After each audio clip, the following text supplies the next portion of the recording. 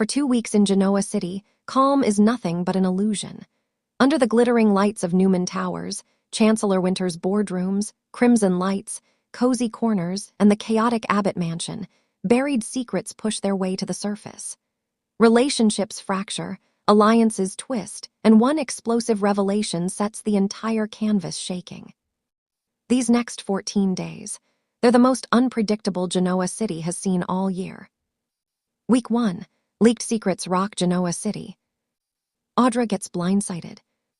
Audra Charles, who has built an empire on confidence and control, gets the shock of a lifetime when a confidential recording lands in her inbox, an audio file of her own private conversation with a mystery associate discussing Newman media takeovers.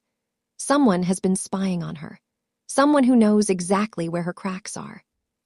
When she confronts Nate, he swears he's not behind it. Tucker smirks but denies involvement. Kyle insists he wouldn't sabotage her, at least not this way. Audra realizes she's dealing with an enemy she doesn't recognize, and nothing scares her more. Victoria's game backfires. At the same time, Victoria Newman's attempt to expose Claire's lingering insecurities spirals out of control. Victoria subtly plants doubts, hoping to test her daughter's emotional stability. But Claire overhears a devastating fragment of a conversation, Victoria telling Nikki that Claire still might not be cured enough to trust. The wound cuts deep. Claire storms out, disappearing into the night, leaving Nikki terrified history is repeating itself. And Victoria, she's forced to face a hard truth. Trying to control everyone around her has cost her the fragile relationship she finally built with her daughter. Billy and Chelsea hit turbulence. Meanwhile, over at the Abbott mansion, Chelsea Lawson tries to plan a sweet, quiet evening with Billy. But Billy has been secretly meeting with a therapist after a series of nightmares linked to his past mistakes. He's ashamed, scared, and spiraling, and Chelsea sees right through him. When she gently confronts him, Billy lashes out, accusing her of digging for flaws. The evening ends in slammed doors, hurt feelings, and a guilty Billy realizing he's failing the people he loves most.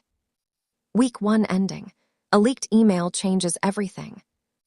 Just when Genoa City thinks it can't become more volatile, every major player receives the same anonymous message, an encrypted email containing one sentence.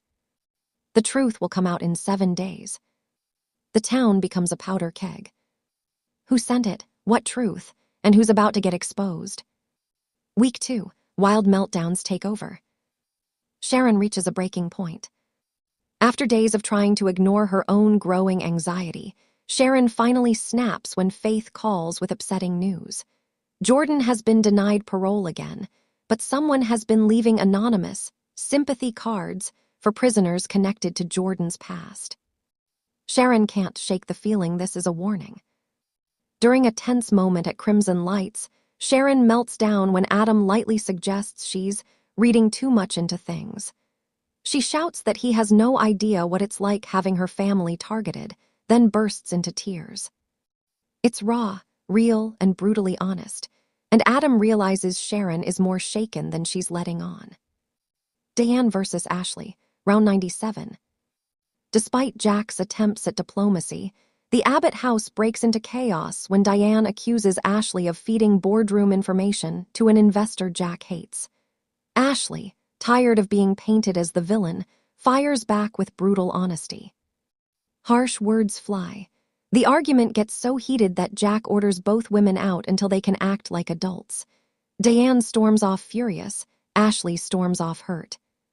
And Kyle, listening from the stairs, realizes the Abbott family peace is hanging by a thread. Nick finally loses his cool. For weeks, Nick has been trying to keep the peace between Victoria, Adam, and Victor. But one afternoon at Newman Enterprises, the pressure finally detonates.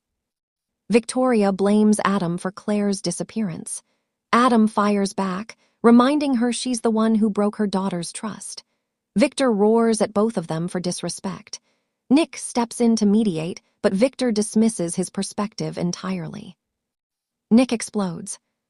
In a rare, fiery outburst, Nick slams his hand on the conference table and announces he's done being the calm one.